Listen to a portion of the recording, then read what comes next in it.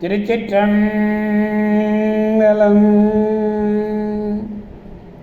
மெய்யடியர் பெருமக்களே, இந்த நில உலகத்திலே உள்ள உயிர்கள் அனைத்தும் நோயற்ற வாழ்வும் குறைவற்ற செல்வமும் பெற்று சீரோடும் சிறப்போடும் வளமாகவும் நலமாகவும் வாழ்வாங்கு வாழ வேண்டும் என்று வாழ்த்தி மகிழ்கிறேன். அடியேன் திருமந்திரச் சுடர் நன்னிலம் ராமசாமி. அன்னம்பாலிக்கும் தில்லைச்சிற்றம்பலத்திலே அருள் நடனம் ஆடிக்கொண்டிருக்கிற நம்பெருமன் சிவபெருமன் குத்தப்பெருமன் அருள்மிகு சிவகாம சுந்தரி உடனமர் நடராஜ பெருமானுடைய பேரருளையும், மாப்பிள்ளை குப்பம் அருள்மிகு காமாட்சி உடனமர் கைலாசநாதருடைய பேரருளையும், அருட்குருமார்களுடைய குரு அருளையும், அடியார் பெருமக்களாய உங்களுடைய அன்புரைகளையும் வாழ்த்துறைகளையும் துணையாக கொண்டு மனம் மொழி மெய்களாலே வணங்கி இன்று 2ஆம் திருமுறையிலே 96வது பதிகம் திருமறைக்காடு. நல்லதையே நினையுங்கள், நல்லதையே சொல்லுங்கள், நல்லதையே கேளுங்கள், நல்லவே நடக்கும் என்று கூறி திருவாய்மூரிலே சிவபெருமான் திருவடியை பணிந்து பாடி அங்கு வைகி கூடும் மெய்யன்பு பொங்க திருநாவுக்கரசு நாயனாரும் திருஞான சம்பந்தமூர்த்தி நாயனாரும் சேர்ந்து மீண்டும் திருமறைக்காடு உற்றார்கள்.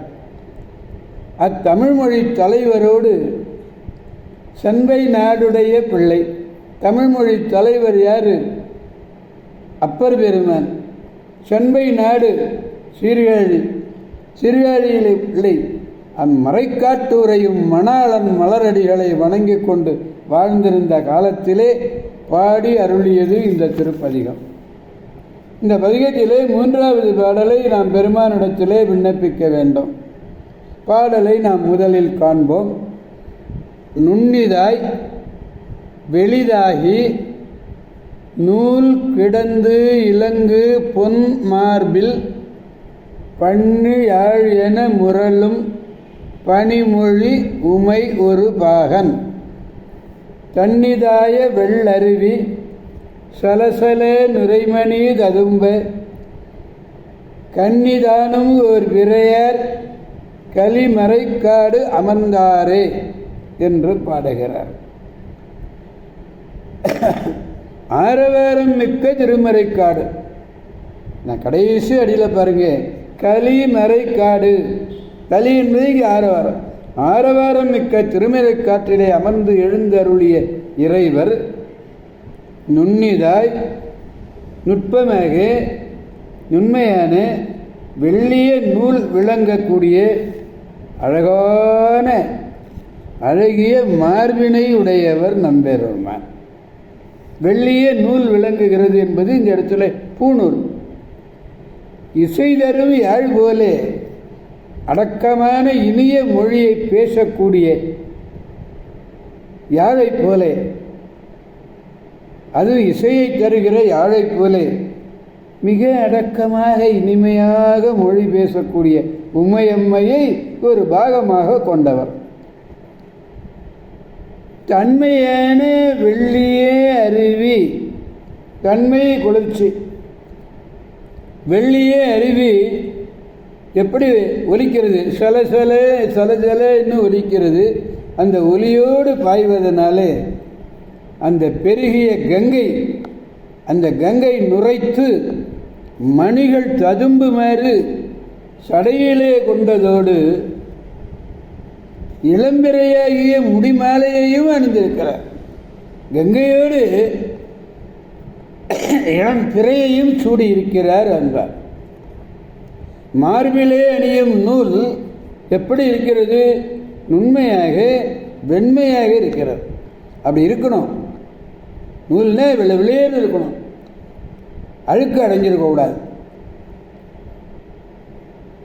அதை கொண்டு முதுகினுடைய அழுக்கு அதுக்கு தெரியுது. அதை வச்சுக்கிட்டே முதுகில் அப்படி அழுக்கு எடுத்துக்கலாம். தப்பு தெரியும், பார்த்துருக்கலாம். பண்ணியாள் பண்ணியாள் பண்ணியாள் மாதர் பிறை கண்ணியான் என்று பாடுகிறார் 4ஆம் திருமுறையில். அதனால் நுண்மையாக இருக்கணும், வெண்மையாக இருக்கணும் பூணூல் சொல்கிறார். திருச்சிற்றம்பலம். பாடலை நாம் பெருமானிடத்தில் பாடி மகிழ்விப்போம். நுண்ணிதாய் வெளிதாகி நூல் கிடந்து இலங்கு பொன் மார்பில் பண்ணியாள் என முரலும் பனிமொழி உமை ஒரு பாகன் தன்னிதாய வெள்ளருவி சலசல நுரைமணி ததும்ப கண்ணிதானும் ஓர் பிறையார் கலிமறை காடு அமர்ந்தாரே.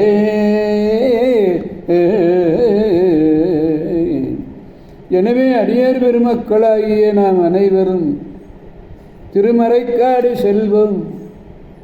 அங்கு இந்த 2ஆம் திருமுறையிலே 91வது பதிகத்தை முழுமையாக நாம் பாடி பெருமானிடத்திலே அவரையும் மகிழ்வித்து நாமும் மகிழ்வோம் என்று கூறி அடியார் பெருமக்களிடமிருந்து விடைபெறுபவன் அடியேன் திருமந்திர சுடர் நன்னிலம் ராமசாமி. ஆரூரமல்த அரசே போற்றி, ஸ்ரீரார் திருவையாரா போற்றி போற்றி. ஆரூர ஜாயேசா ஆரூரா ஜாயேசா எத்தனை முறை வேணாலும் சொல்லி பாருங்க. ஆரூர் அமர்ந்த அரசே போற்றி, ஸ்ரீரார் திருவையாரா போற்றி போற்றி. மீண்டும் நாளை சந்திப்போம் அடியார் பெருமக்களே. திருச்சிற்றம்பலம். ஓம் நம சிவாய.